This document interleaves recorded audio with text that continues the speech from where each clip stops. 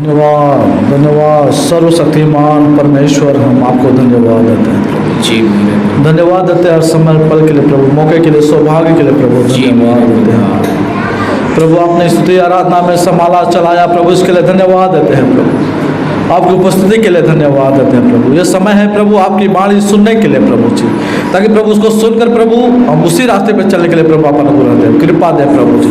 पवित्र आत्मा एक एक को चलाए परमेश्वर प्रभु। हम प्रार्थना करते हैं प्रभु आज के वचन के लिए प्रभु जी, आपके दास को आपके हाथों में सौंप देते हैं प्रभु जी। प्रभु आप ही अपने भेद को उनके ऊपर प्रकट करो प्रभु जी, खोल कर दो प्रभु, ताकि प्रभु वचन को सुनकर चलने पाए प्रभु जी। प्रभु वचन के लिए प्रार्थना करते हैं प्रभु, जो वचन प्रभु एक एक हृदय की पाटिया पे बोया जाए प्रभु, वो 30 गुना 60 गुना 100 गुना फल लेकर आने पाए प्रभु जी। प्रभु वचन को सुनकर भूले नहीं, बल्कि उसके अनुसार चलने पाए प्रभु। प्रभु प्रार्थना करते कि प्रभु हर एक प्रकार की प्रभु वचन को ना सुनने देने वाली नींद की आत्मा को प्रभु जी, आला सुस्तीपन को प्रभु हम यीशु मसीह के नाम में डांटते हैं निकल जाए प्रभु। आपका वचन सबके अंदर बोया जाए प्रभु। प्रभु वचन को सुनकर प्रभु उनका स्वभाव बदल जाए, चाल चलन बदल जाए परमेश्वर। प्रभु आत्मिक जीवन बदल जाए प्रभु, अनंत आत्मा में उन्नति करने पाए परमेश्वर। प्रभु प्रार्थना करता है कि प्रभु सारी बातों को आपके हाथों में सौंपते हुए प्रभु, एक की आत्मा प्राण को आपके हाथों में सौंपते हुए प्रार्थना यीशु मसीह के नाम से मांगते पिताजी, सुनिए 10 ग्रहण कीजिएगा। आमीन। सबको जय मसीह की। आज हम प्रभु के वचन में से सीखेंगे परमेश्वर के राज्य के आनंद। ये मैं इसलिए लिखा हूँ कि हमें पवित्र आत्मा का आनंद भी चाहिए। निकाल लीजिए रोमियों की पत्री 8 अध्याय का 17 वचन। जी। और यदि संतान है तो वारिस भी, वरन परमेश्वर के वारिस और मसीह के संगी वारिस है, कि जब हम उसके साथ दुख उठाए तो उसके साथ महिमा भी पाए। जी प्रार्थना करते हैं। धन्यवाद स्वर्गीय पिता प्रभु यीशु मसीह इस वचन के लिए। आपकी पवित्र सत्य की आत्मा प्रभु हम एक एक से बात करें, सीखने के लिए भाई बहनों की बुद्धि और समझ को आप खोलिए। प्रार्थना यीशु मसीह के नाम से आमीन। जी रोमी 8 का 17 हमने पढ़ा, परमेश्वर के राज्य का आनंद। तो लिखा है जब हम उसके साथ दुख उठाएं तो महिमा भी पाएंगे। और लिखा है सबसे पहली बात क्या है, हम परमेश्वर क्या है, संतान है तो वारिस। वारिस किसको बोलते हैं? जैसे अभी आपकी कोई संपत्ति है तो आपके पीछे जो रह जाता है वो वारिस है, या आपका बेटा हो बेटी हो तो क्या बन जाते हैं, वारिस बनते हैं ना उस चीज़ के। आपकी कोई भी चीज़ है उसके ऊपर आपका बेटे का हक आ जाएगा। क्यों? क्योंकि वो उस चीज़ का क्या है, वारिस है, वारिस। तो यहाँ शब्द है कि और संतान है तो वारिस भी। पहली बात है संतान बना लिया आपने, हमने जब भी हमने प्रभु को अंगीकार किया, ग्रहण कर लिया, हमने मान लिया कि यीशु मसीह हमारा उद्धार करता है, तो हमने नई सृष्टि में प्रवेश किया। क्योंकि लिखा है पुरानी बातें भी गई, सब नया। अब जो मसीह में है वो क्या है, नई सृष्टि है, हमें नया बना दिया। अब नई सृष्टि में लाने के बाद हमें परमेश्वर पर मसीह यीशु के संगी वारिस क्यों? याद लिखा है कि जब हम उसके साथ दुख उठाएं तो उसके साथ महिमा भी, तभी नई सृष्टि में प्रवेश कराया है। अब नए बन गए, इसलिए प्रभु का आत्मा आपके मेरे साथ काम करने आया है, आपको और मुझे मसीह के समान बनाने आया है, उसके स्वभाव में बदलने आया है, नेचर में। तो इसलिए साथ आया। अब अगर आप दुख उठा रहे तो अकेले नहीं हो, क्योंकि क्या लिखा है यहाँ पे, संगी वारिस है ना, तो मसीह के साथ, यानी कि आप जब दुख उठा रहे हो तो आपके साथ कौन भी है, अकेले नहीं हो आप। पर पहले अकेले उठाते थे तो बड़ा मन भी टूट जाता था, लेकिन अभी अगर जीवन में कष्ट आता है तो उसके साथ शक्ति भी आ जाती है। तो इस शक्ति में इसमें समझना है, ये है वो आनंद। परमेश्वर का राज्य क्या है, लिखा है परमेश्वर का राज्य खाना पीना नहीं है, क्या है, परंतु इसमें है सामर्थ्य में और शक्ति में। तो पवित्र आत्मा में है परमेश्वर का राज्य। तो पवित्र आत्मा आपको मुझे हमें पाना है। हमने विश्वास किया, वो हमारे पास आ गया, लेकिन अभी तक हमारे दिल में शासन या राज्य करता नहीं है। राज्य करना है। तो इसलिए देखो वचन में लिखा है, अभी परमेश्वर पत्थर का हृदय निकालकर मांस का हृदय डालता है, हमारे अंदर नई आत्मा नए सिरे से उत्पन्न करता है। ये समझाने के लिए मैं ये उदाहरण ले रहा हूँ, वचन आपने पढ़े सुने हैं। तो नई आत्मा नए सिरे से क्यों उत्पन्न कर रहा है? आपका सख्त मन निकालकर नरम क्यों डाल रहा है? आपको अलग योजना के लिए तैयार कर रहा है।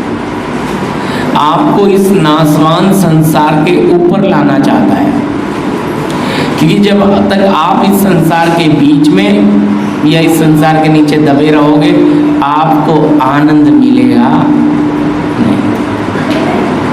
या तो आपको घर की परेशानियां, घर की चिंताएं या रिश्तेदार दबाते रहेंगे, या फिर बीमारी दबाती रहेगी, या कुछ लोगों को पड़ोसी भी ऐसे मिल जाते हैं, क्लेश, उठते बैठते। ये सब बातें आपको क्या करती हैं? दबाती हैं, दुखी हो जाता है इंसान। अब ये भी दुख है, ये भी दुख है। किसी ने आपको गलत बोल दिया, पलट के आपने भी जवाब दे दिया, मारा मारी हो गई, चोट पैट लग गई, सर फट गया, पुलिस केस हो गया, ये भी दुख है। लेकिन ये सारे दुख आपकी इच्छा के साथ है, इसमें प्रभु आपके साथ नहीं आता। इन दुखों में प्रभु आपके साथ नहीं होता। अब आप कुछ लालसा रख कर बैठे हो, उस लालसा पूरी नहीं हो रही है, आपको दुख हो रहा है, इस दुख में भी प्रभु आपके साथ नहीं है। क्यों नहीं है? क्योंकि आप चाहते हो ये लालसा पूरी हो जाए। परमेश्वर की इच्छा, उसका मन ये है कि ये कब मेरे उपयोग पात्र बने, ये मुझे कब जाने, इसका जीवन मेरे साथ कब बने। पर हम व्यस्त हैं, हम बिजी हैं। अच्छी तरह समझना, हम व्यस्त हैं, हम बिजी हैं। तो कैसे होगा? उसके राज्य का आनंद हमें ना मिले, इसलिए इस संसार का ईश्वर हमें व्यस्त रखता है। हमें पवित्र आत्मा का आनंद ना मिले, इसलिए हमारे सर पर हमेशा बोझ डालकर रखता है, चिंताओं का, फिक्र का, समस्याओं का, पैसे की तकलीफ, शरीर तकलीफ देता है। तो हमें लगता है कि प्रभु इसमें से कुछ राहत दे दे, प्रार्थना भी करते हैं हम, लेकिन हम उस तकलीफ में क्या नहीं पाते? आनंद नहीं मिलता हमें। क्योंकि आप बताइए, तकलीफ में कौन आनंद मनाता है? अरे तकलीफ में तो सब शोक मनाते हैं। लेकिन प्रभु का वचन कहता है, देखो पढ़ लीजिए उस वचन को, पहला कुरिन्थी 7 अध्याय 30 वचन। और रोने वाले ऐसे हों मानो रोते ही नहीं। क्या लिखा है? और रोने वाले ऐसे हों कि मानो रोते नहीं। ये कैसी बात है? अब आपको दर्द है, आपको दुख है, और यहाँ वचन में लिखा है रोने वाला ऐसा होना है, वो रोता ही नहीं है। अब जब कष्ट आपको सता रहे हैं कि क्योंकि इस संसार का ईश्वर आपको चारों तरफ से तंग कर रहा है, पैसे से भी, शरीर से भी, रिश्तेदारों से भी, अड़ोस पड़ोस से भी। अब चारों ओर से क्लेश है। मन में खुशी कहाँ रहेगी, अच्छी नींद कहाँ आएगी, सुकून कहाँ आएगा? ऐसा लगेगा क्या जीना है, ऐसा जीवन किस लिए, क्या जीना? तो ये हारी हुई हालत होती है। शैतान खुश हो जाता, देखा मैंने हरा दिया अब इन्हें मैं ना। लेकिन उस क्लेश में जब आप रोते नहीं हैं, धन्यवाद प्रभु इस क्लेश के लिए, मुझे इस क्लेश के ऊपर जय पाने को क्या दो। ये पड़ोसी मुझे तंग कर रहा है, मुझे इसे जीतने के लिए ऐसा बना दो कि इसका कोई शब्द मुझ पे कोई फर्क ना गिरे। जैसे कुत्ता भौंकता है, हाथी चलता है, उस पड़ोसी को देखते ही मेरे अंदर जो आग लग जाती है, जलन आती है, वो जलन ही ना आए। और पड़ोसी भी हैरान हो जाएगा, मैं इसके साथ इतना बुरा कर रहा हूँ, ये अच्छा ही कर रहा है, इस पे कोई फर्क ही नहीं गिर रहा। क्यों? आप पवित्र आत्मा के आनंद में रह रहे हो। पर शैतान चाहता है आप पवित्र आत्मा का आनंद ना लें। देखिए, पवित्र आत्मा का आनंद बिल्कुल उस तरह है जैसा मैंने आपको बताया था, नदी में हम उतर जाएं और पानी में अगर अंदर डुबकी लगा के तैरने लगे तो पानी में ऊपर क्या हो रहा है कुछ खबर है नहीं। ऐसा ही होता है। पवित्र आत्मा का आनंद मिलने के बाद दुनिया में क्या हमें कोई परवाह। सामने वाला बोलेगा यार इनके घर में खाने को नहीं है, चेहरे इनके खुश क्यों हैं, ये कहीं से मायूस या नाराज नहीं दिख रहे, इनके घर में इतना क्लेश है, ये कैसे आनंदित है, इनके चेहरे कैसे चमक रहे हैं। मालूम है तब शैतान के ऊपर आग कि मैं तो इनके जीवन में इतनी तकलीफ लाया और इन्होंने सारी तकलीफों के ऊपर आ गए। समझ आ रही है बात? देखो, जब हम क्या करते हैं, जब किसी से बात करते हैं तो धीरे धीरे अपनी तकलीफ बता देते हैं। रिश्तेदारों से भी फ़ोन पे बात करेंगे, घंटों घंटों यही बातें होती है। नहीं ऐसा हो के भी ना ऐसा दिखाते हैं, अरे नहीं बहुत तंगी चल रही है, ये भी कमी है, वो भी कमी है, कहाँ से करेंगे, क्योंकि वो कुछ मांग ना ले। हम रोती भी हालत दिखाते हैं, अंदर बेशक अच्छे हों, ऐसी भी हालत होती है। आप आपके अच्छी तरह समझना, आपके पास पैसा है, आपको अपने भाई या बहन को नहीं देना, स्पष्ट बोल दे, देखो आपको देने के लिए मेरे पास नहीं। मांग रहा है आपसे पैसा तो आपने बोलना चाहिए कि मेरे पास आपको देने के लिए नहीं। ऐसा मत बोलो कि मेरे पास पैसा है ही नहीं। शैतान देखा फंस गया मेरे जाल में। हम सीधा बोलते है ही नहीं, तो इसीलिए हम हमेशा रोते ही। यहाँ क्या लिखा, रोने वाले ऐसे हो कि रोते ही राजा की तरह जीने वाला। इसका मतलब फिर आपको घटी नहीं होगी। लेकिन अगर आप झूठ का सहारा लेते हो, सच्चाई ठीक है, उसको बुरा लगेगा, लगने दो। इसका मतलब पैसा है लेकिन तुझे देने के लिए नहीं है, मतलब किसी और काम के लिए है। कम से कम हम प्रभु के सामने तो सच्चे हैं। लेकिन हम पहले ही कह देंगे नहीं नहीं तुम्हारे लिए नहीं है, तो झूठे नहीं हो गए। अगर हमारी जबान पे झूठ आया तो हम किसके बच्चे? फिर कहाँ से हमें आनंद की आशा रख सकते हैं कि पवित्र आत्मा का आनंद मिले? याद रखिए, हमारे अंगों को शैतान अपने हथियार बनाता है, इस जवान को भी। जब हमारे अंग शैतान के हथियार बन जाते हैं, पवित्र आत्मा इन्हें इस्तेमाल नहीं करता, फिर हमसे प्रार्थना नहीं होगी। पास्टर कितना भी बोल रहे हैं, अरे घर जाओगे प्रार्थना करना, प्रार्थना करना, प्रार्थना में बैठो, सुबह करो, शाम करो। हाँ करेंगे, लेकिन प्रार्थना के टाइम तो नींद आ जाती है, आती ही नहीं, प्रार्थना होती नहीं है। क्योंकि हमारे बहुत से अंग, हमारी आंखें, हमारे कान, हमारी जबान, हमारी बुद्धि, सब शैतान इस्तेमाल कर रहा है। हम प्रभु के मंदिर, हैं हम प्रभु के मंदिर, लेकिन क्या बन गया ये मंदिर? वचन में क्या लिखा? डाकुओं की खो। यीशु मसीह यही आता है ना, जब मंदिर में अंदर घुसता है तो देखता है व्यापार कर रहे हैं लोग, कोड़ा उठा लेता है वो रस्से को लपेट के, हैं उनके पैसे वालों का पैसा खिला देता है, अभी ब्याज पे दे रहे हैं, और जानवरों को खोल देता है, तख्ते उलट देता है। पहली बार अगर कहीं बाइबल में आप देखोगे तो यीशु मंदिर में गुस्सा कर रहा है और कहता है तुमने मेरे पिता के घर को डाकुओं की खो बना दिया, ऐसे लिखा है ना। तो आप हो मंदिर प्रभु के, अगर आपके अंदर जो आपके अंग हैं ये शैतान इस्तेमाल कर रहा है, आपको आनंद, यही कारण है कि आपको पवित्र आत्मा का आनंद नहीं है। पढ़ते तो हो, इसमें सच लिखा है, लेकिन जीवन में नहीं है। और जब जीवन में आ जाएगा तो अंतरात्मा बोलेगी इसमें जो लिखा है ना सच है, ये सच है। लेकिन जीवन में आए कैसे? जीवन में आने के लिए आपको अपना जीवन प्रभु को देना पड़ेगा ना, उस पवित्र आत्मा के आनंद में जाना पड़ेगा। जी अगला वचन भी पढ़िए, देखिए जब इजरायली उद्धार पाते हुए निकल रहे थे, निर्गमन उसका 12 अध्याय का 8 वचन।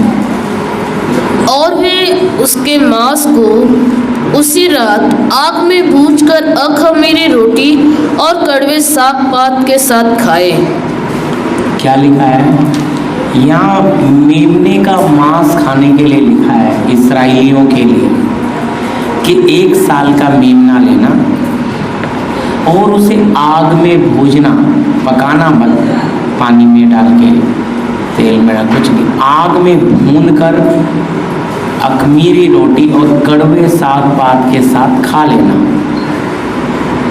ये यीशु मसीह को बताता है ये मेमना, क्योंकि इस्राएलियों को जब प्रभु ने मिस्र से निकाला 10 बड़ी विपत्तियां डालकर, ये पहलवटों को मार के निकल लाया, तो निकाल लाने के लास्ट दिन में प्रभु ने इस्राएलियों को आज्ञा दी कि एक ना ये बनाओ, क्या बोलते हैं, 1 साल का मेमना ले लो जिसमें कोई बीमारी ना हो, कोई दोष ना हो, तो उसका लहू लेके अपने चौखट पे लगा दो, पलंगों पे लगा दो, ताकि रात को जब मौत का दूत आएगा, जिस घर पे खून देखेगा वो अंदर घुसेगा नहीं।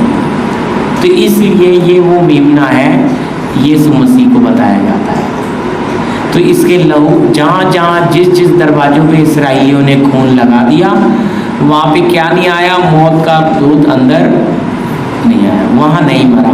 बाकी पूरे मिस्र में हाहाकार, लेकिन जहाँ जिसके चौखट पे क्या लगा था? खून, वो अंदर मौत। खून देखते ही मतलब ये है यहाँ कोई मर गया है, अब यहाँ जाने की जरूरत नहीं है। ये निशानी थी और वो खून, तो यही मेमना इन्होंने लिया और यात्रा करने से पहले। तो कहता है इस मेमने को कैसे खाना? कड़वे साग पात के साथ। देखो मेमना, अब कड़वे साग पात के साथ खा के यात्रा पे निकलना है। कड़वे साग पात का मतलब है दुख के साथ। देखो आनंद कैसे मिलेगा पवित्र आत्मा का? उस दुख के साथ, दुख के अंदर जब आप इस वचन को पढ़ेंगे, ये है वो वचन, ये है वो मेमने का मांस। यीशु बोलते ना यूहन्ना शुभ समाचार में भी, मेरा देह वास्तव में खाने की वस्तु है। तो प्रभु का वचन है, यही है हमारे लिए मांस आज के लिए।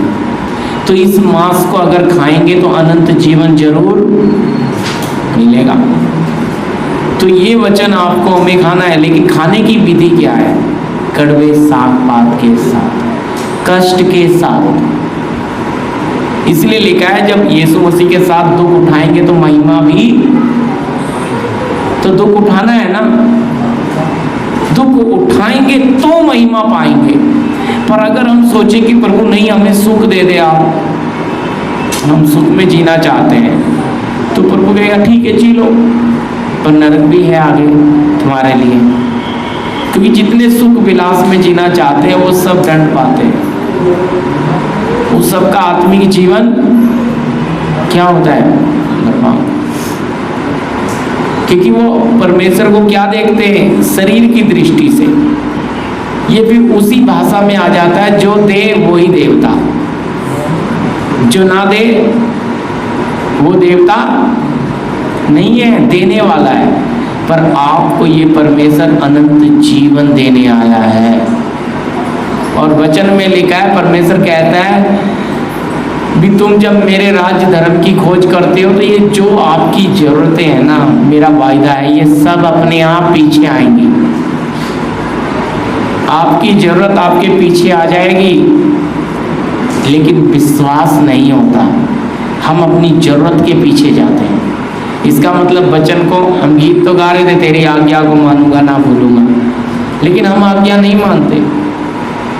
हम प्रभु को छोड़कर अपनी जरूरत के पीछे जाना शुरू कर देते हैं। और जब अपनी जरूरत क्यों जा रहे हैं? क्योंकि क्या नहीं खाया? परमेश्वर का वचन नहीं खाया, और खाने की विधि थी कड़वे साग भात के साथ। इसलिए दुख में जो ये वचन समझ आता है ना, सुख में समझ नहीं आता। इस वचन का प्रकाश आपको सुख में नहीं मिल सकता, इसलिए आपका प्रभु आपको कष्ट में लेकर जाता है, ताकि मेरे बेटे बेटियां क्या करें? वचन को समझें, वचन का प्रकाश पाएं, परमेश्वर को समझें, अपने बनाने वाले को समझें, अपने सृष्टिकर्ता को समझें। लेकिन मन कहाँ रहता है? नहीं। इसीलिए मन हमें बहुत धोखा देता है। प्रभु ने वचन को खाने की विधि बोल दिया, भाई इसे दुख में खाना है। आगे पढ़िए, भजन संहिता 119 का 130, भजन संहिता 119 का 130। तेरी बातों के खुलने से प्रकाश होता है, उसे भोले लोग समझ प्राप्त करते हैं। जी, यहाँ मूल्य शब्द में लिखा है, तेरे वचन के खुलने से प्रकाश होता है, उससे भोले लोग समझ प्राप्त करते हैं। लेकिन यहाँ बात लिखा है, इंग्लिश में वचन ही लिखा है, वर्ड। हालेलुया। क्या खुलने से? तेरा वचन खुलने से क्या होता है? वापस पढ़िए। तेरे बातों के खुलने से प्रकाश होता है, उससे भोले लोग समझ प्राप्त करते हैं। अब देखो, अगर वचन आप खाएंगे नहीं, वचन आपको खुलेगा नहीं, तो आपको समझ कहाँ से आएगी?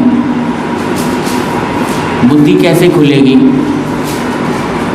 क्योंकि ये संसार वाली बुद्धि नहीं है जिससे आप अपने बनाने वाले को जान लें।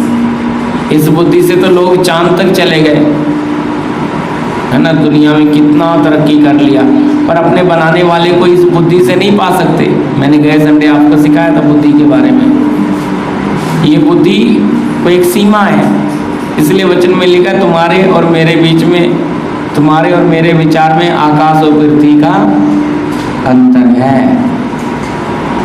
प्रभु के आत्मिक और गहरी बातें हम अपनी इस बुद्धि से नहीं समझ सकते, लेकिन परमेश्वर की आत्मा जब आपको वचन खोल कर देगी तो समझ प्राप्त, क्या लिखा है? भोले लोग, सीधे लोग समझ को प्राप्त करेंगे। जी, नेहमिया 8 का 8 से 12 तक पढ़ते। उन्होंने परमेश्वर की व्यवस्था की पुस्तक से पढ़कर अर्थ समझा दिया। देखिए, यहाँ लिखा है, लेवियों ने, जो याजक थे, उन्होंने परमेश्वर की व्यवस्था की पुस्तक से पढ़कर अर्थ समझा दिया। आगे जी, और लोगों ने पाठ को समझ लिया, और लोगों ने बातों को समझ लिया।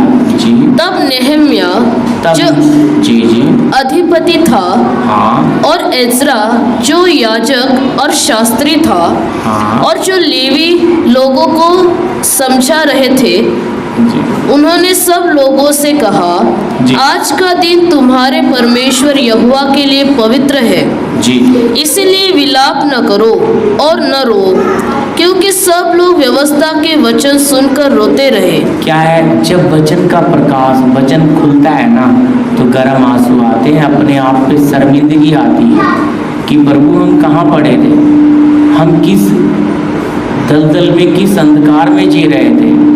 तो प्रभु का वचन जब हमारी समझ खोलता है तो यहाँ देखो रोना है, सब लोग रो रहे हैं, लेकिन याजक उन्हें समझाते हैं अब ना रो जी। फिर उसने उनसे कहा, जाकर चिकना चिकना भोजन करो और मीठा मीठा रस पियो, जी और जिनके लिए कुछ तैयार नहीं हुआ हाँ। उनके पास भोजन सामग्री भेजो, जी क्योंकि आज का दिन हमारे प्रभु के लिए पवित्र है। जी और उदास मत रहो, हाँ। क्योंकि यहोवा का आनंद तुम्हारे दृढ़ गढ़ है। क्या लिखा है, यहोवा का आनंद तुम्हारा, हमारा क्या है, दृढ़ गढ़ है, मतलब मजबूती है आनंद की। हाँ जी। यो लेवियों ने सब लोगों को यह कहकर चुप करा दिया, जी चुप रहो, चुप रहो, क्योंकि आज का दिन पवित्र है, आज का दिन पवित्र है, और उदास मत रहो। उदास मत रहो। तब सब लोग खाने पीने, भोजन सामग्री भेजने और बड़ा आनंद मनाने को चले गए, जी बड़ा आनंद मनाने को चले गए। जी क्योंकि जो वचन उनको समझाए गए थे ध्यान से सुनिएगा, जो वचन उनको समझाए गए थे उन्हें वे समझ गए थे। क्या हो गया, अब ये इतना बड़ा आनंद क्यों आ गया, क्योंकि जो वचन उनको समझाए गए थे वो क्या हो गया, समझाए गए थे। हाँ आगे। क्योंकि जो वचन उनको समझाए गए थे उन्हें वे समझ गए थे। बस यहाँ पूरा हुआ, जो वचन उन्हें समझाए गए थे वो क्या हो गया, समझ गए थे। देखो इसलिए वचन का खुलना और वचन समझ आना तभी है आनंद, नहीं तो थोड़ी वचन नहीं खुलेगा, वचन नहीं समझ आएगा तो कोई आनंद नहीं। इधर पास्टर तो बोलेगा अच्छा हो जाएगा, घर में दर्द में तड़प रहे हैं, हे प्रभु क्या आराम ही नहीं आ रहा, डॉक्टर से दवाइयाँ ले रहे हैं। लेकिन जब दिव्य शक्ति आती है तो उस बीमारी के ऊपर क्या मिलती है, शरीर बताता है ना, क्या मिली, शक्ति मिली। इसलिए प्रभु का राज्य बातों में नहीं है, सामर्थ्य में है। पर अगर आपको वचन ही नहीं खुलकर मिलेगा, वचन ही नहीं समझ आएगा, तो आनंद परमेश्वर के राज्य का आपके दिल में आएगा। आप तो उस तकलीफ में से निकलने के लिए रास्ता ढूंढेंगे, चाहे वो डॉक्टर हो, चाहे दवाइयाँ हो, चाहे कोई कुछ भी हो, आप उस समस्या से निकलने के लिए देखोगे। क्यों? शैतान खुश होता है, देखो ये समस्या से भाग रहे हैं। मैंने पहला वचन हमने पढ़ाया, तो क्या करेंगे, मसीह यीशु के साथ दुख उठाएंगे तो महिमा भी है ना। लेकिन दुख से क्यों भगा रहा है शैतान? क्योंकि अगर वचन खुल गया, परमेश्वर का प्रकाशन इन्हें मिल गया, प्रभु से इनका मेल हो गया, तो पवित्र आत्मा का आनंद इनके पास आ जाएगा। तो ये मेरे को शैतान और उसके सारे काम को पैरों के नीचे ले आएंगे। यही तो इंतजार कर रहा है शांति का परमेश्वर, यही इंतजार कर रहा है आपका मेरा परमेश्वर। देखो पढ़ लीजिए, चाहे ये 16 का 20, रोमी 16 का 20, रोमियो की पत्री 16 का 20।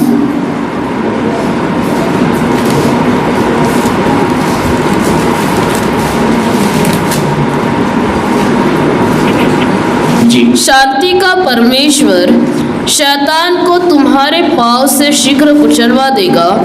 हमारे प्रभु यीशु मसीह का अनुग्रह तुम पर होता रहे। अब बताओ, यहाँ लिखा है पांव से कुचलवाएगा। तो जब शैतान ने मुझे दबा रखा है तो मैं उसके ऊपर पैर कैसे रखूंगा?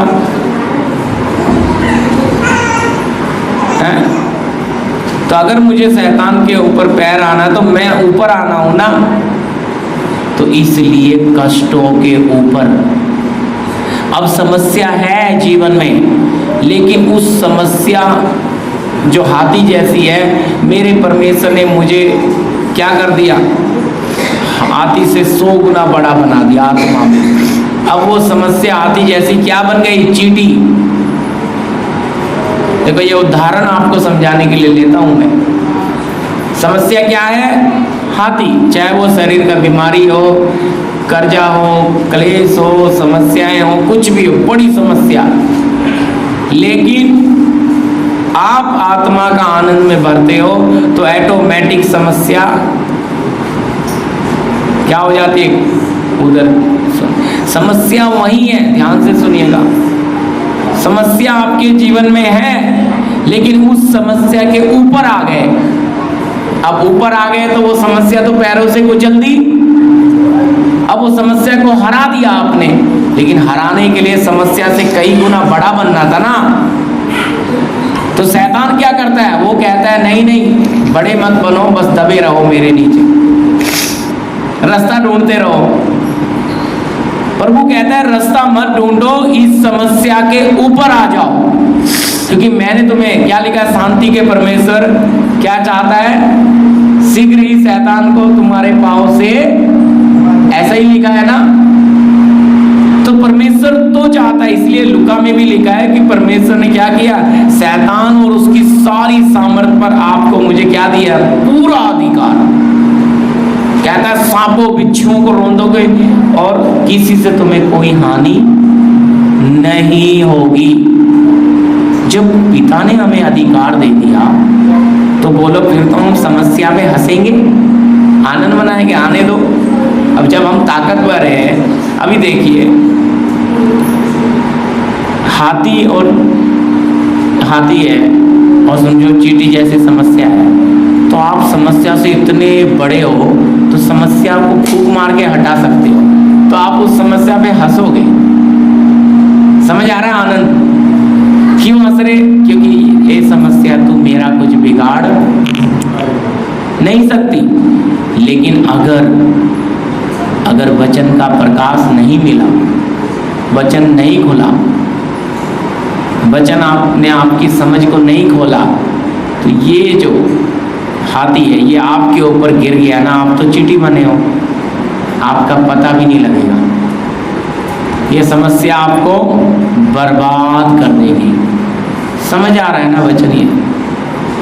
लेकिन आप सोचेंगे परमेश्वर समस्या क्यों नहीं हटा रहा? भाई परमेश्वर कह रहा है मैंने सारा अधिकार तुझे दिया है, लेकिन तू मेरे साथ रिश्ता नहीं रखता, तू मेरे साथ प्रार्थना में नहीं बैठता, तू मेरे साथ समय नहीं बिताता, इसलिए तेरे अंदर आत्मा का आनंद नहीं है। नहीं तो समस्याओं पे तू हंसता, समस्याओं पे जयवंत हो जाता। तो इधर हमारी समस्या है कि हमें भी प्रभु के साथ क्या होना है, वचन खुलेगा, वचन का प्रकाश आएगा तो हमारा भी मन इस्राएली झूम उठे। पहली बात तो जैसी वचन व्यवस्था की बातें उनके सामने सेवक ने खोली, रोने लग गए। पहला निशानी है वचन हमारा पाप दिखाता है। वचन हम आईना है, वो हमें दिखाता है हम कितने गंदे हैं, पर हम उस आईने में अपने आप को देख के साफ करें, उस हालत में बड़े ना रहें। अगर वचन बोल रहा है तो इधर से गलत है तो उसको क्या करें, ठीक, ताकि शुद्ध हो जाए। अब रोए पश्चाताप क्या, शुद्ध हो गया तो लेवी याजक उनको बोलते अब आनंद करो, अब चिकना भोजन खाओ, आनंद मनाओ। क्यों? क्योंकि अब तुम्हारी समझ खुल गई। इससे पहले क्या, तुम रेंगने वाले जंतुओं को, सृष्टिकर्ता को छोड़ के सृष्टि के पीछे उपासना में लग गए थे। अब समझ खुल गई, अब तुम्हें पता लग गया हाँ ये सूरज देवता नहीं है, ये तो सृष्टि है, सृष्टि इसको बनाने वाला देवता है, ये जल देवता नहीं है, ये तो जीवन देने के लिए पानी बनाया प्रभु ने, लेकिन इसको बनाने वाला देवता है। तो ये अग्नि देवता नहीं है, क्या है, अग्नि को बनाने वाला देवता है। तो ये फर्क समझिए, कैसी बात समझ आई, ये समझ खुली। मतलब सृष्टिकर्ता की पहचान में आ गए तो सृष्टि को आपने हटा दिया। पर अगर समझ नहीं खुली तो सृष्टि आपके लिए परमेश्वर है, पेड़ आपके लिए गुरु आपके लिए परमेश्वर है, गुरु। समझना मेरी बात। फिर आप किसी भी चीज की, पत्थर को भी परमेश्वर मानोगे आप, क्यों? समझ ही नहीं खुली। तो अगर परमेश्वर का वचन हमें खुलकर नहीं मिलेगा, तो हमारी समझ नहीं खुलेगी, तो हम उसी अंधेरे में चलते रहेंगे। परमेश्वर नहीं चाहता, परमेश्वर चाहता है आत्मा के आनंद में आप और मैं चले। इसीलिए तो नई आत्मा नए सिरे से दी है।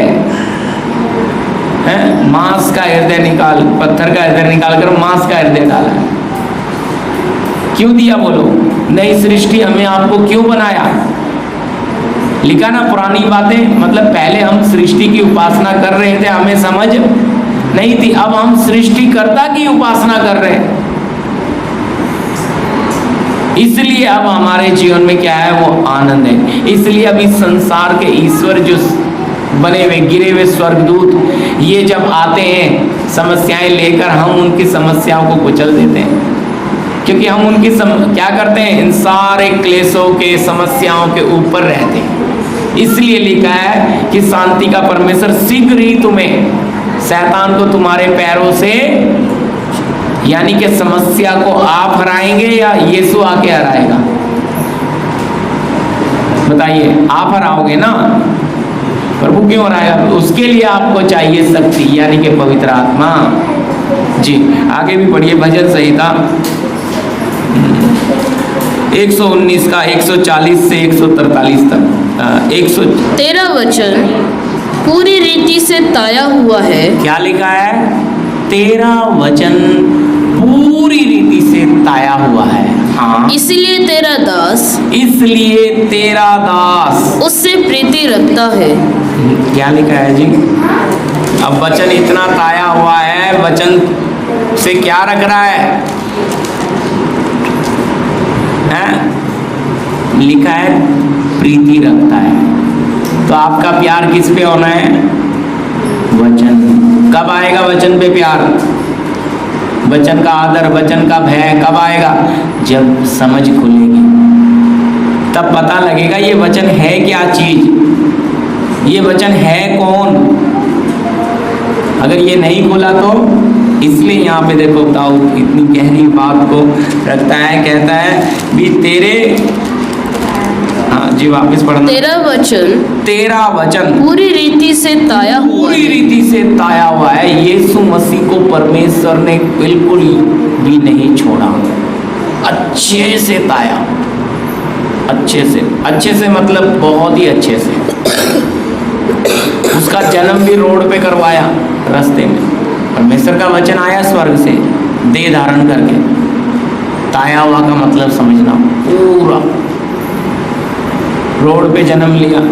किसी देखा यीशु अपने नज़दीक में चरनी है, उठा के ले जाके चरनी में डाल दिया। चरनी में जन्म नहीं हुआ है। उसके बाद आप देखते हो यीशु का 30 साल का जीवन, ज़्यादा लिखा नहीं है। 12 साल की उम्र में मंदिर में जाता है, व्यवस्था का लिखने वाला है, बनाने वाला है, सवाल करता है लेकिन किसी को जवाब नहीं आता। फिर वापस ले जाते हैं, अचंभा करते हैं लोग। पूरा अधीन रहकर मरियम के, यूसुफ के अधीन रहा। ये बात आपने समझना है। सबसे बड़ा था घर में, मालूम है बड़ों को कितना सहना पड़ता है। छोटे बहन भाई जब छः भाई बहन छोटे थे, यीशु के नाम भी लिखा है उनका, लेकिन यीशु तो पवित्र आत्मा से था। बाद में मरियम यूसुफ के द्वारा जो 6 भाई बहन पैदा हुए, वो हमेशा गलती करते होंगे। डांट किसको पड़ती होगी? यीशु को, बिल्कुल यीशु। सारे चुपचाप सहता रहा 30 साल तक, क्योंकि वचन में लिखा 30 साल की उम्र में ही वो मंदिर में खड़ा हो सकता है। परमेश्वर ने ऐसा कानून बनाया था पहले कि 30 साल की उम्र में ही प्रभु का वचन बांट सकते हैं। तो 30 साल होना है उसे, इसलिए वो 30 साल बाइबल में क्या है? यीशु के गायब है। 12 साल की उम्र का जिक्र है, उसके बाद नहीं है। इसलिए बहुत लोग कहते हैं अरे वो तिब्बत चला गया, वहाँ से ज्ञान सीखा, तरह तरह की बातें लोग उड़ाते हैं, लेकिन ऐसा कुछ नहीं है। यीशु वचन में लिखा है मरियम और यूसुफ के अधीन रहा और डिंग डोल में बढ़ता चला गया। अगर वहाँ डिंग डोल का मतलब है उम्र में बढ़ता जा रहा है, पर अधीन रहा। सृष्टि का कर्ता मनुष्य के अधीन रहा। ये बात आपके दिल में जानी है। कौन है? सृष्टि का कर्ता किसके अधीन है? बोलिए। अपने बनाई हुई मरियम के अधीन है, अपना बनाया हुआ यूसुफ के अधीन है। क्यों? इसको बोलते हैं उसने दास का रूप धारण किया, इतना छोटा बना आपको मुझे। अब हमें बोल दिया जाए सेवक के अधीन रहो, क्योंकि वचन में लिखा है ना आत्मा हमें अधीन रखती है। अधीन का मतलब है हर चीज फिर उससे पूछेंगे। अरे ऐसा नए नियम में भी प्रेरितों में भी लिखा है, प्रेरितों में लिखा है पहले उन्होंने परमेश्वर को, फिर परमेश्वर की इच्छा से सेवकों को भी अपने आप को दे दिया। मतलब तुम्हें हमारे जीवन के ऊपर पूरा अधिकार, हमें सही और गलत आप कर सकते हो। अगर हम गलत चल रहे हैं हमें करेक्ट करने का तुम्हें अधिकार है। ये अधिकार एक विश्वासी अपने पास्टर को खुद देता है, ताकि मैं सही चलता रहूं। मेरे पे ध्यान दो, मेरे जीवन में अगर आपको कुछ भी कमी दिखती है मुझे बताओ, मुझे सही करो, मैं बुरा मानूंगा या मानूंगी नहीं। ये होता है, ताकि फिर उसके अच्छे के लिए होगा। क्योंकि क्या होता है जब अच्छी बात बोलते हैं तो बुरा लग जाता है, लेकिन जो अधीन होगा वो बुरा मानता। इसलिए यीशु के साथ कितना भी अन्याय हो, कौन है? इसलिए मनुष्य के अधीन रहा। उसने जितना कुछ भी हुआ चुपचाप सा, झूठे इल्जाम भी सहे। बेटे ने गलती करी होगी, छोटे ने सारा इल्जाम यीशु पे डाल दिया, यूसुफ ने डांट दिया होगा, चुपचाप यीशु ने सुना होगा। यीशु पलट के बोला होगा यूसुफ को, तुझे रचने वाला तो मैं ही हूँ, बोला होगा? नहीं बोला।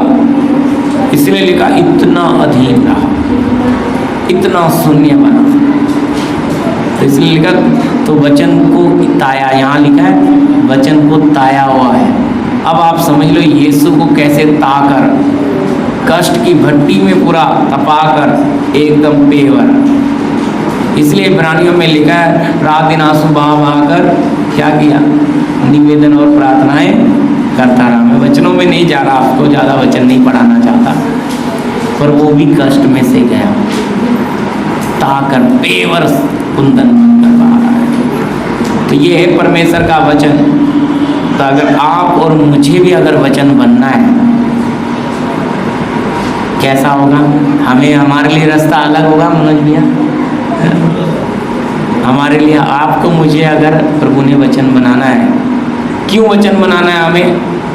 क्योंकि इस संसार के ईश्वरों के लिए, इस संसार के ये जो 33 कोटि देवी देवता, ये जो गिरे हुए स्वर्गदूत हैं वचन के अनुसार, इनका परमेश्वर हमें बना रहा है प्रभु। तो जब अपने बेटे को इतना ताकर बनाया तो आपको मुझे नहीं ताएगा?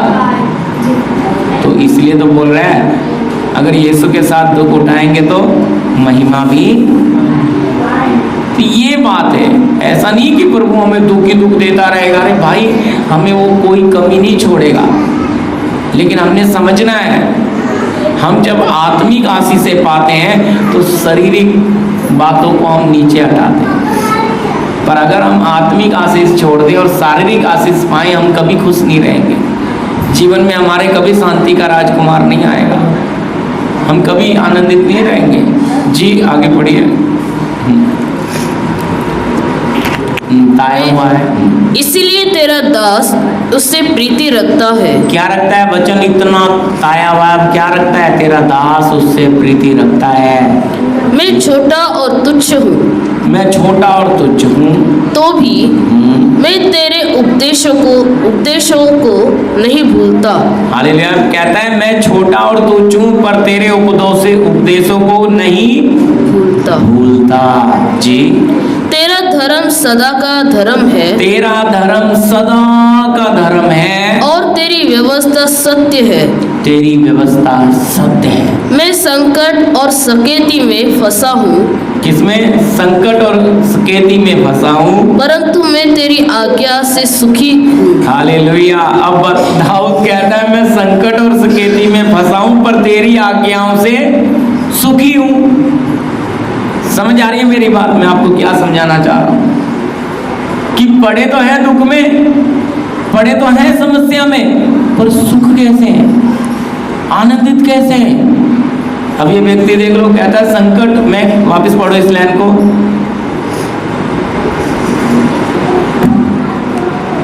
मैं संकट और सकेती में फंसा हूँ, हाँ परंतु मैं तेरी आज्ञाओं से सुखी हूँ। हाँ, ये है वो बात।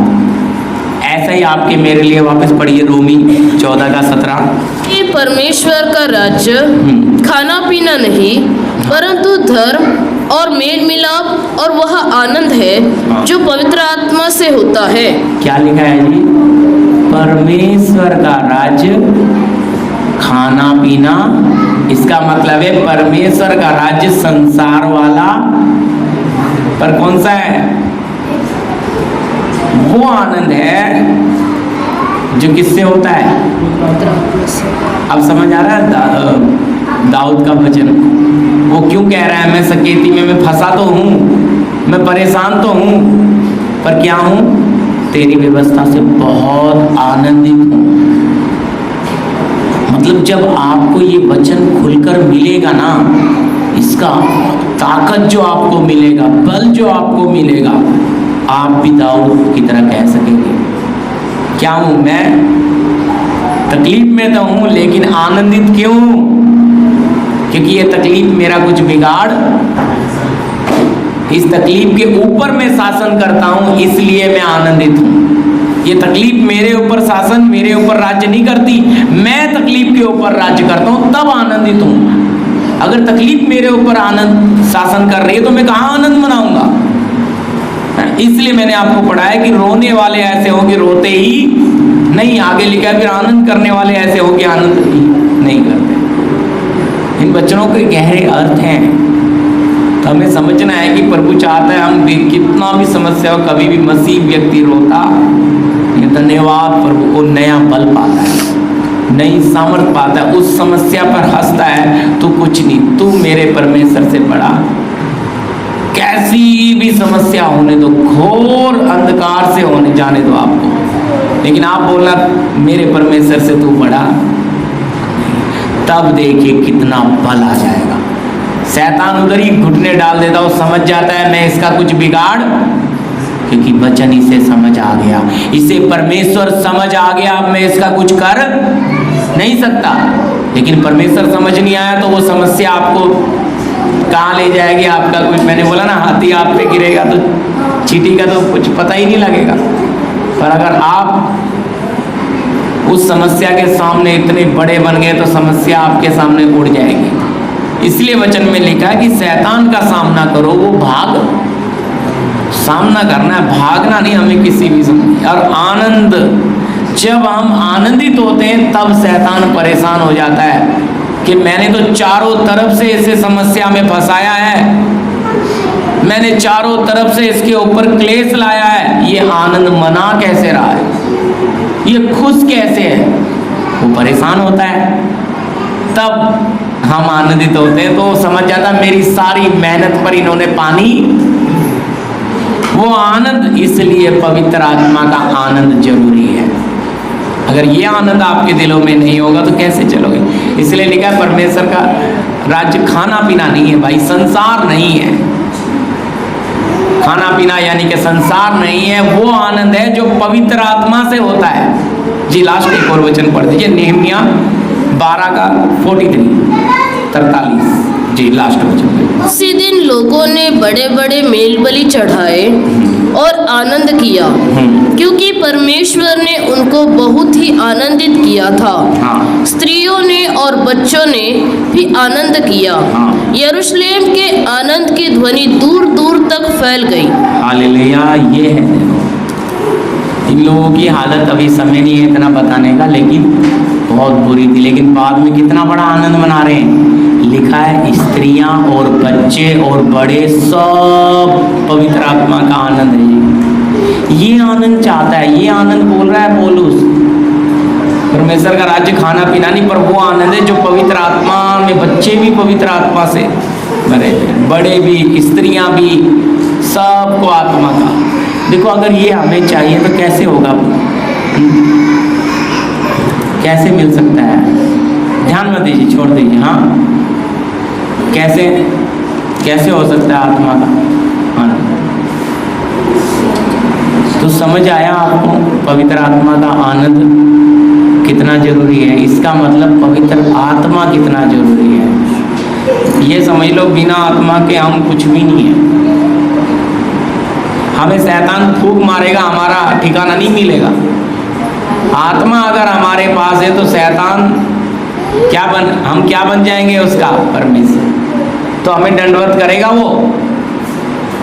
वो यही चाहता है कि बस ये आत्मा में ना चले, ये किस में चले? अपनी बुद्धि में, अपनी समझ में, अपनी ताकत में चलते रहे रोते हुए। लेकिन आत्मा रहेगा तो हमेशा आनंदित रहेगा, हमेशा। इसमें फिलिपियो 4:4 में पौलुस कहता है हमेशा आनंदित रहो। हमेशा आनंद कैसे रहेगा आप बताओ? दुख, घर के अंदर दुख है, आनंद कहाँ से आ जाए? दाऊद कह रहा है मैं सकेती में पड़ा हूँ, दुख में पड़ा हूँ, आनंद कहाँ से आ जाए? फिर भी कहता है मैं तेरी आज्ञाओं से बड़ा आनंदित हूँ, तेरे वचन से बड़ा खुश हूँ मैं। क्यों? वचन मुझे तसल्ली देता है, वचन मुझे बल देता है, वचन मुझे शक्ति देता है, वचन मुझे संभालता है। तो इसलिए परमेश्वर का वचन इतना हमारे लिए आशीष है। ठीक है। ओ आनंद मनाए, आओ आनंद मनाए, ये तो राजा मेरा हो गया। आओ आनंद मनाए, आओ आनंद मनाए, ये तो राजा मेरा हो गया। इस सृष्टि का पालन मेरे हृदय का राजा हुआ। इस सृष्टि का पालनहारा मेरे हृदय का राजा हुआ। आनंद है, परमानंद है, क्या यही मेरा सौभाग्य है? गाइए। आनंद है, परमानंद, क्या यही मेरा सौभाग्य है?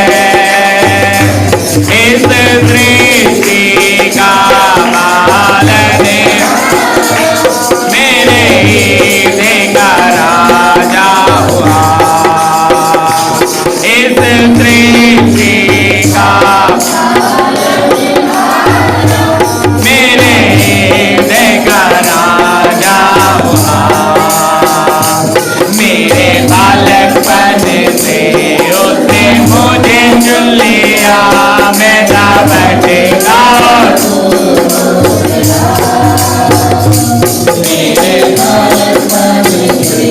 उसने मुझे चुन लिया, मैं जा बैठेगा दोनों उसकी आज्ञा ने फिर भी नहीं छोड़ा, नया दे दिया। उसकी करुणा ने फिर भी नहीं नया जीवन मुझे दे दिया। आनंद है, परम, क्या ये मेरा सौभाग्य है?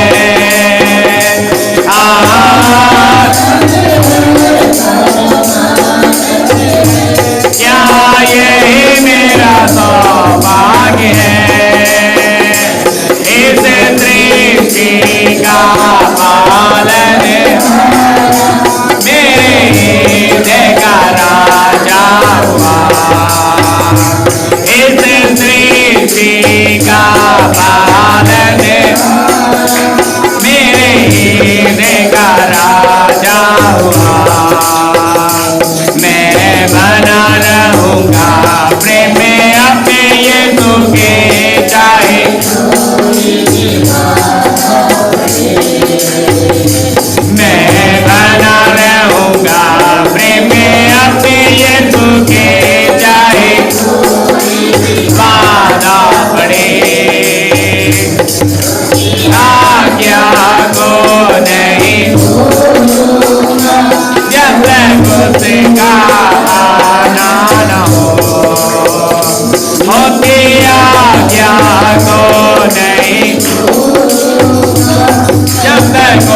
का आनंद हो, आनंद परमानंद, क्या यही मेरा सौभाग्य है। आनंद परमानंद, क्या यही मेरा सौभाग्य है। इस सृष्टि का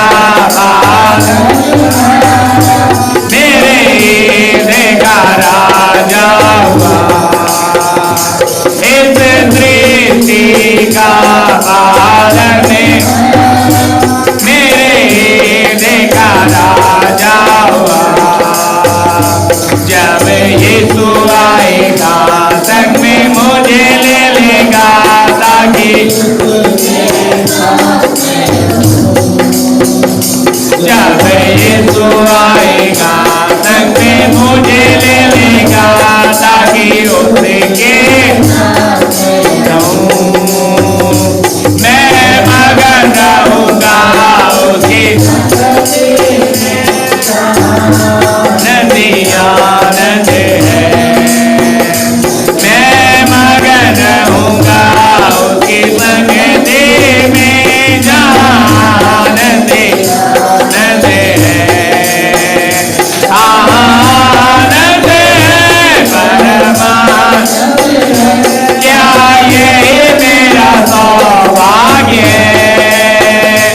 आनंद परमानंद, क्या ये मेरा सौभाग्य है। इस सृष्टि का पालन मेरे हृदय का राजा हुआ, इस सृष्टि का पालन मेरे हृदय का राजा हुआ, इस सृष्टि का पालन हारा मेरे हृदय का राजा हुआ। हालेलुया। हमारे बीच में लास्ट प्रार्थना प्रभु की दासी देते सर्वशक्तिमान अनुग्रहकारी पिता प्रभु, आज के वचन के लिए प्रभु आपके दास के द्वारा जो वचन हम सबों ने सुना है प्रभु, परमेश्वर के राज्य का आनंद प्रभु, इन वचनों के द्वारा प्रभु आपने हम एक एक के दिलों में बातें की है मेरे परमेश्वर। प्रभु हम आपका धन्यवाद देते हैं राजा प्रभु। सच में प्रभु हम इस आनंद के द्वारा आपको और जानने पाए मेरे परमेश्वर। प्रभु हम आपके और करीब आने पाए मेरे खुदाबंद मेरे पिता। हम आपको जानने के प्रभु भूखे हो जाए मेरे परमेश्वर। प्रभु सच में प्रभु ये हम हालात किसी भी हालात में क्यों ना रहे प्रभु, पर पिता आपका ये आनंद हमारे जीवनों से जाता ना रहे प्रभु कभी भी मेरे परमेश्वर। प्रभु आप ही हमें लेकर चले मेरे परमेश्वर, आपकी आत्मा ही हम एक एक को बढ़ाए मेरे परमेश्वर। प्रभु ये वचन हम एक एक के दिलों में तो स्थापित कर दे मेरे परमेश्वर। प्रभु पिता एक एक भाई बहनों के अंदर आत्मिक जागृति आने दे मेरे परमेश्वर, और एक एक के जीवन में आत्मिक उत्साह बढ़े मेरे परमेश्वर। एक एक के सर गर्म होने दे मेरे परमेश्वर प्रभु, और आप भी एक एक को बढ़ाओ मेरे परमेश्वर। प्रभु बढ़ाने वाले केवल आप ही हो मेरे खुदावंत। आप ही प्रभु हमें एक एक को लेकर चलो प्रभु ये मार्ग में प्रभु चलने के लिए, और प्रभु इन वचनों की समझ आने के लिए प्रभु तो एक एक को कृपा दे मेरे परमेश्वर। एक एक को समझ दे, बुद्धि दे मेरे परमेश्वर, और प्रभु आप ही लेकर चलो राजा। प्रभु ये छोटी सी प्रार्थना आपके चरणों में रखते हैं राजा। आगे के सभा को भी पिता आपके हाथों में सौंपते हैं। प्रार्थना यीशु मसीह के नाम से मांगते हैं, आमीन।